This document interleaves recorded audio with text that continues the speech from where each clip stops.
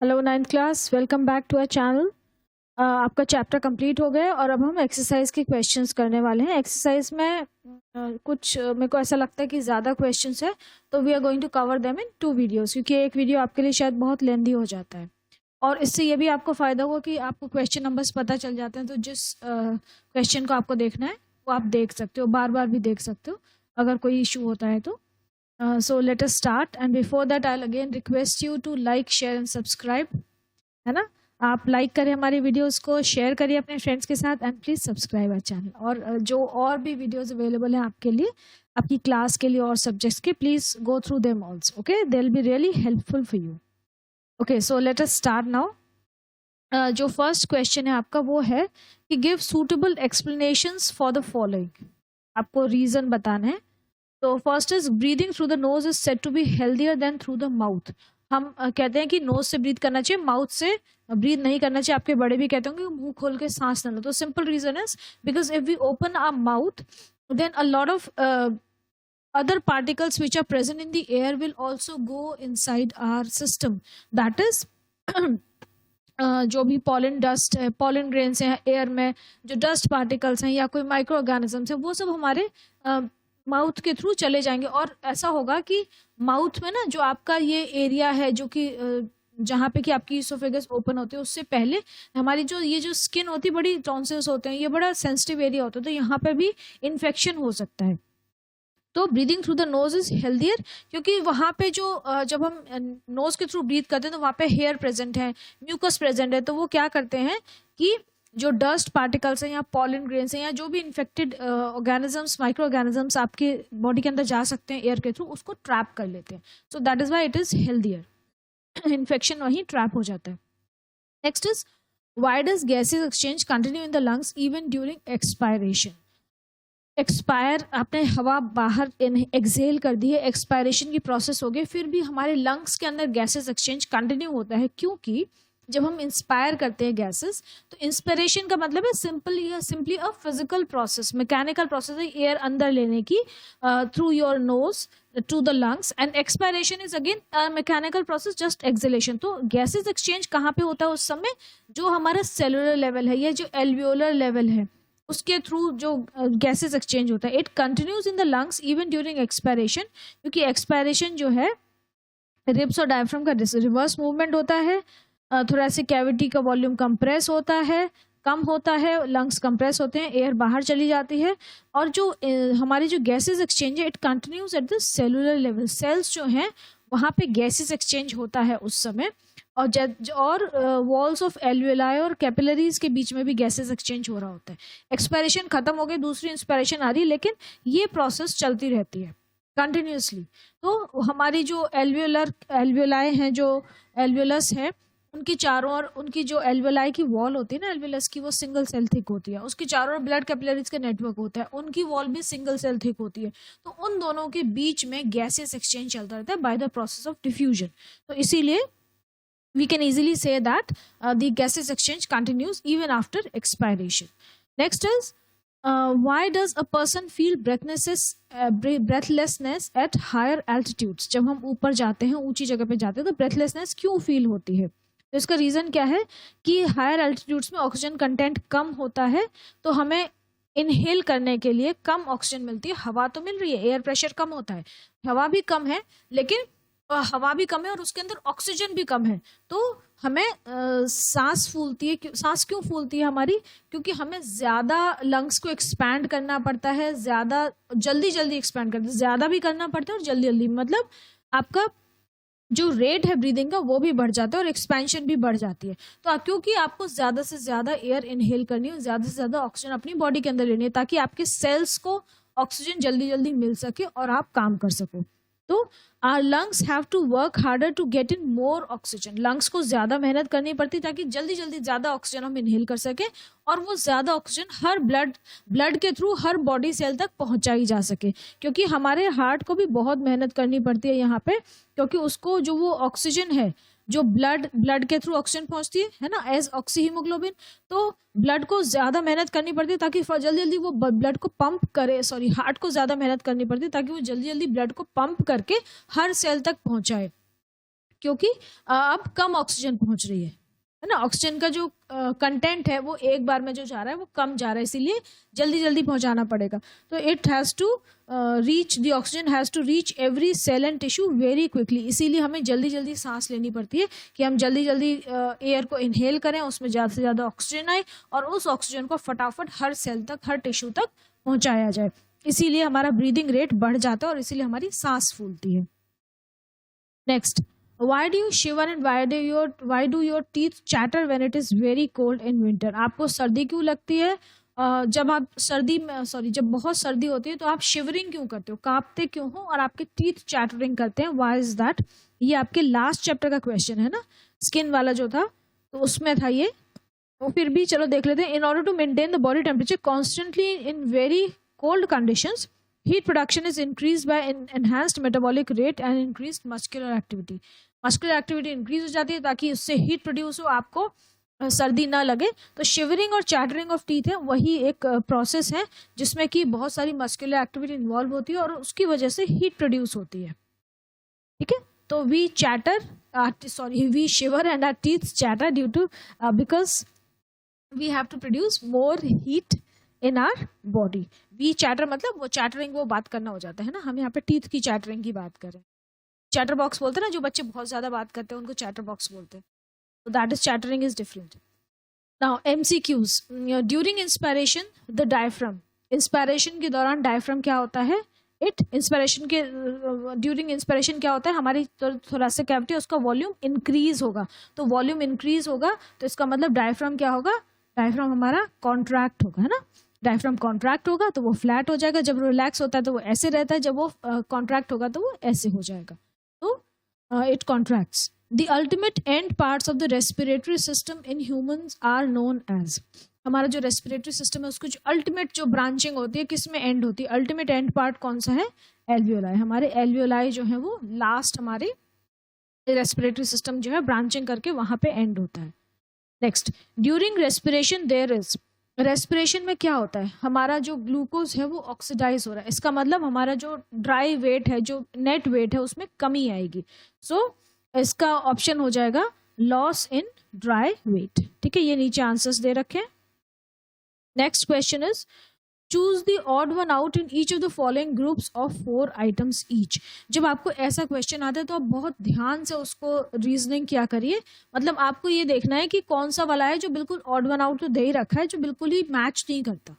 थोड़ा सा इसमें ज्यादा ध्यान देने की जरूरत है। कई बार ऐसा होता है कि जिसके 2 आंसर हो सकते हैं, अगर 2 आंसर हो तो आप दोनों लिख दीजिए कि ये भी है इस ड्यू टू दिस बेसिस और दूसरा वाला ऑड है बिकॉज ऑफ दिस, रीजन लिख देना ताकि टीचर को ये लगे कि हाँ बच्चे ने गलत नहीं किया है, उसकी 2 डिफरेंट थॉट प्रोसेस है ना।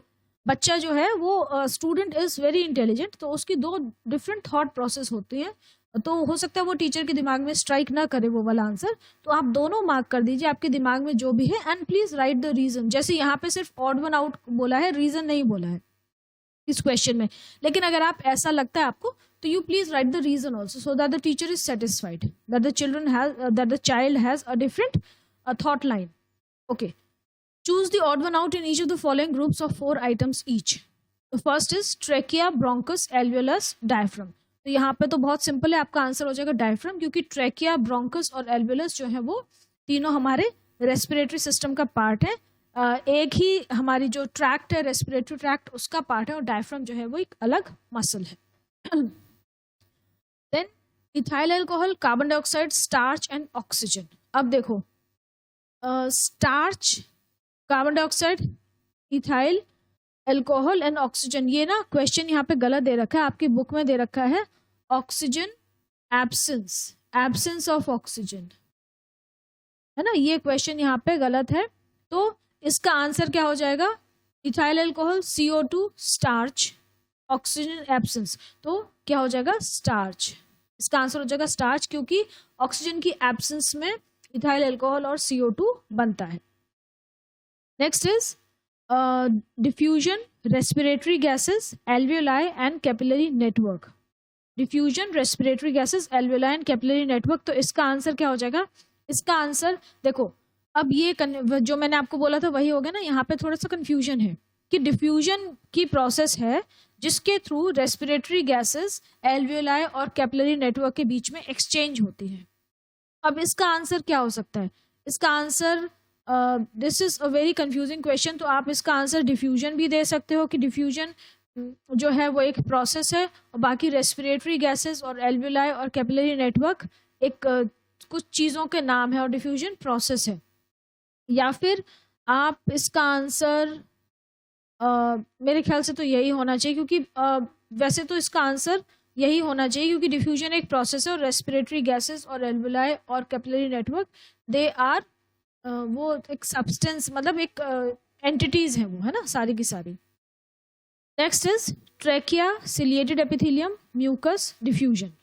अब ट्रेकिया जो है उसके अंदर सिलिएटेड एपिथेलियम होती है और म्यूकस होता है जो कि प्रिवेंट करता है फॉरेन इन्फेक्शन को लंग्स के अंदर जाने से, उसको ट्रैप कर लेता है। तो यहाँ पे जो ऑड वन आउट है that is diffusion. Next is oxy haemoglobin, carbamino haemoglobin, hypoxia and carboxy haemoglobin. यहाँ पे क्या हो जाएगा कि ऑक्सी हीमोग्लोबिन, कार्बामिनो हीमोग्लोबिन और कार्बोक्सी हीमोग्लोबिन ये सब कंपाउंड्स हैं जो कि हीमोग्लोबिन के साथ ऑक्सीजन, CO2 और कार्बन मोनोऑक्साइड के कॉम्बिनेशन से बनते हैं। तो यहाँ पे जो इसका आंसर हो जाएगा वो हो जाएगा हाइपोक्सिया, क्योंकि हाइपोक्सिया एक कंडीशन है जो कि हमारी ब्रेथलेसनेस में रिजल्ट करती है, जिसमें कि ऑक्सीजन जो है वो कम जा रही है हमारे लंग्स में। नेक्स्ट इज हेरी, मॉइस्ट, नॉस्ट्रल, वोकल कॉर्ड। तो इसमें क्या हो जाएगा? वोकल कॉर्ड हो जाएगा, क्योंकि आपके जो नॉस्ट्रल्स होते हैं वो मॉइस्ट होते हैं, हेरी होते हैं और उनके अंदर म्यूकस, मॉइस्ट होते हैं मतलब म्यूकस होता है क्योंकि वो ट्रैप करता है इन्फेक्शन को। Okay, next is name the body structure concern with the given functional activity. इसमें आपको कुछ एक्टिविटीज दे रखी है, उसमें बताना कौन सा पार्ट उन एक्टिविटीज से रिलेटेड है। First is prevents food from entering the trachea during swallowing। जब हम फूड को एंटर करते हैं तो ट्रैकिया के अंदर जाने से उसको कौन रोकता है? एपिग्लॉटिस, है ना। Epiglottis is the muscular flap which covers the opening of the glottis. तो इसका आंसर हो जाएगा epiglottis. Next, transports oxygen to the body cells. अब यहाँ पे देखो, transports oxygen to the body cells, तो बॉडी स्ट्रक्चर जो ऑक्सीजन को ट्रांसपोर्ट करता है वो कैपिलरीज भी हो सकती हैं। आप इसकी कैपिलरीज की जगह ब्लड वेसल्स भी लिख सकते हैं, है ना, क्योंकि ब्लड वेसल्स भी ट्रांसपोर्ट करती हैं बॉडी सेल्स में। या फिर आप आर्टरीज भी लिख सकते हो, क्योंकि आर्टरीज भी हैं। और क्या इसका आंसर हो सकता है? क्योंकि ट्रांसपोर्टेशन की बात हो रही है तो इसमें आप ब्लड भी लिख सकते हैं, है ना। ब्लड, हालांकि यहाँ पे इन्होंने बोला है कि बॉडी स्ट्रक्चर बोला है ना, तो ब्लड जो है वो बॉडी स्ट्रक्चर तो नहीं है, लेकिन आप ये सब लिख सकते हैं।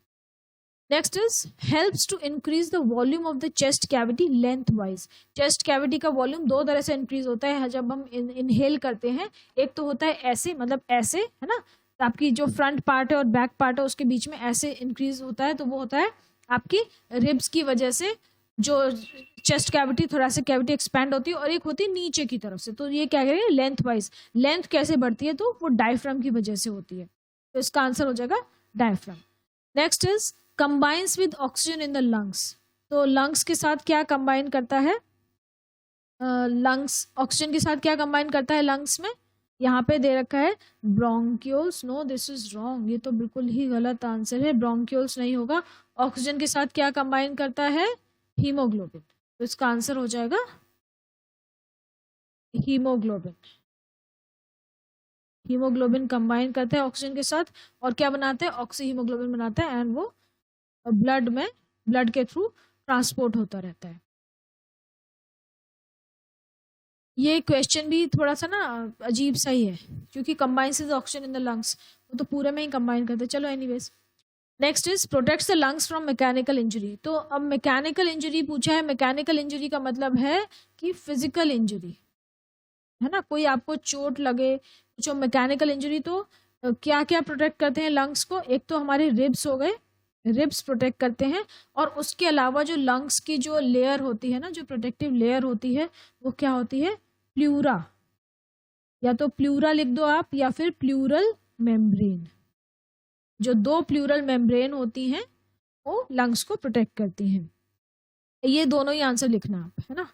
Next is provides actual diffusion of respiratory gases in the lungs. अब एक्चुअल डिफ्यूजन कहाँ पे होता है लंग्स के अंदर, तो वो एल्वियोलाई या एयर सैक्स में होता है, एल्वियोलस या फिर आप एल्वियोलस। एल्वियोलस क्या है, सिंगुलर है, तो आप एल्वियोलस और between alveolus and blood capillaries. तो एक्चुअल डिफ्यूजन कहाँ होता है, between alveolus and blood capillaries. इसीलिए मैं आपको कहती हूँ कि आप ना एक वर्ड में आंसर मत लिखो, क्योंकि एक वर्ड में आंसर कई बार गलत भी हो सकता है। आप थोड़ा सा उसको, जैसे यहाँ पे 1 वर्ड ही पूछा है, लेकिन आप थोड़ा सा एक सेंटेंस लिख दोगे तो कोई दिक्कत नहीं उसमें, है ना। टीचर को ये लगता है कि हाँ the child knows what is being asked, उसको नॉलेज है और वो लिख रहा है। What is the normal percentage composition of gases in inspired and expired air respectively. तो ऑक्सीजन की पूछी, ऑक्सीजन की 20.96, इंस्पायर्ड में, एक्सपायर्ड में 16.4, CO2 की 0.04 और एक्सपायर्ड में काफ़ी ज़्यादा हो जाती है 4%, और नाइट्रोजन की 79 है इंस्पायर्ड एयर में और 79.6 है एक्सपायर्ड एयर में। ये ऑलमोस्ट सेम होती है, ज़्यादा डिफरेंस नहीं है। Next, which chemical compound inside a cell can be termed currency of cell. तो हमारे सेल के अंदर कौन सा केमिकल है जिसको हम एनर्जी स्टोर हाउस बोलते हैं या करेंसी बोलते हैं, तो वो क्या है हमारा ATP या एडेनोसाइन ट्राइफॉस्फेट, उसको हम करेंसी ऑफ एनर्जी बोलते हैं, क्योंकि वो एनर्जी की फॉर्म, वो एनर्जी को स्टोर करता है। Next, match the items in column 1 with column 2, और उनको लिख मैचिंग, या ऐसे देखो क्या दे रखा है, री राइट द मैचिंग पेयर्स। तो आपको यही नहीं करना कि यहाँ की यहाँ मैच कर दी, एक लाइन यहाँ से खींच दी कि एल्वियोलाई का क्या होगा डिफ्यूजन ऑफ गैसेस, तो यहाँ लाइन खींच दी, एक लाइन वहाँ खींच, ऐसे नहीं करना है। आपको बोला है री राइट, तो आप तरीके से ऐसे कॉलम 1 और कॉलम 2 बना के ऐसे लिखेंगे 2 कॉलम्स में। आलस नहीं करना है कि वहीं लाइनें खींच दी, दैट इज, यार आपको तो पेपर अलग मिलेगा, कॉपी में करना होगा, तो आप ऑब्वियसली अलग से ही करोगे, है ना। यहाँ पे तो ऐसे ही दे रखा है। ओके, तो पहला क्या है, एल्वियोलाई। अब देखो ये बड़ा इंटरेस्टिंग सा है कि कॉलम 1 में तो 4 ऑप्शन है और कॉलम 2 में 6 ऑप्शन है, 4 और 6, तो इसका मतलब 2 एक्स्ट्रा हैं। तो अब आपको ऐसे जब भी हो तो आप सबसे पहले वही किया करें जो आपको, आप यूर श्योर कि ये हाँ इसी का आंसर होगा। अब देखो एल्वियोलाई क्या है, एल्वियोलाई में aerobic respiration takes place line with air, diffusion of gases, small air tube. तो एल्वियोलाई क्या हो जाएंगे, diffusion of gases is the best option, कि एल्वियोलाई के अंदर डिफ्यूजन ऑफ गैसेस ही होता है, तो ये हमारा बेस्ट ऑप्शन हो गया।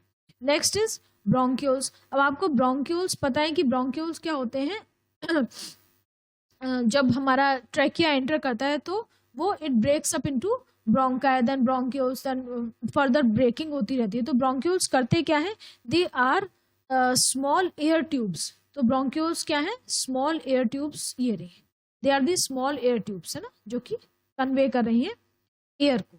Next is nasal chamber. Nasal chamber क्या करता है, जो आपकी एंट्रेंस है रेस्पिरेटरी सिस्टम की, तो वहाँ पे म्यूकस होता है, हेयर लाइनिंग होती है और वो ट्रैप करते हैं। तो नेजल चैम्बर का यहाँ पे क्या हो जाएगा, lined with hair. Nasal chamber is lined with hair. Last है हमारा ब्रोंकाई। तो अब ब्रोंकाई का क्या हो जाएगा कि ब्रोंकाई को इन्होंने aerobic respiration takes place, inverted Y shape tube, a common passage for food and air. अब इन्वर्टेड वाई शेप्ड ट्यूब जो है, आप देखो ब्रोंकाई का क्या हो जाएगा, इन्वर्टेड वाई शेप्ड ट्यूब। ये भी थोड़ा आंसर मुझे सही नहीं लग रहा है, क्योंकि जो इन्वर्टेड वाई शेप्ड ट्यूब ये है ना, तो ब्रोंकाई क्या होते हैं, ब्रोंकाई तो ये होते हैं ना, ब्रोंकस। ये जो है पूरी वाई शेप्ड ट्यूब की अगर हम बात करें तो ये जो हमारी ट्यूब है इसको क्या बोलते हैं हम, वी कॉल इट ट्रैकिया, है ना। ये हमारी ट्रैकिया है और ये हमारे ब्रोंकस है। तो वाई शेप्ड ट्यूब, अगर पूरी ट्यूब की बात करें तो ये ब्रोंकाई नहीं है, लेकिन फिर भी यहाँ पे बेस्ट ऑप्शन यही है, क्योंकि एरोबिक रेस्पिरेशन नहीं हो सकती ब्रोंकाई में, मतलब वो नहीं बोलेंगे हम, क्योंकि दिस इज अ ब्रोंकस, है ना। तो इसमें हम, और common passage for food and air भी नहीं है, तो वो भी नहीं बोल सकते हम। तो इसीलिए इसका बेस्ट आंसर वही है, inverted Y shaped tube. Though I would say it is not correct, it is not very correct, not appropriate, क्योंकि इन्वर्टेड वी शेप है ये। आप देखो इसकी शेप देखो क्या है, सिर्फ ब्रोंकस की बात करें तो हम ये ब्रोंकस है, तो ये क्या है, वी शेप है ना, इन्वर्टेड वी। वाई पूरा जो है वो ट्रैकिया से लेके ब्रोंकस तक है।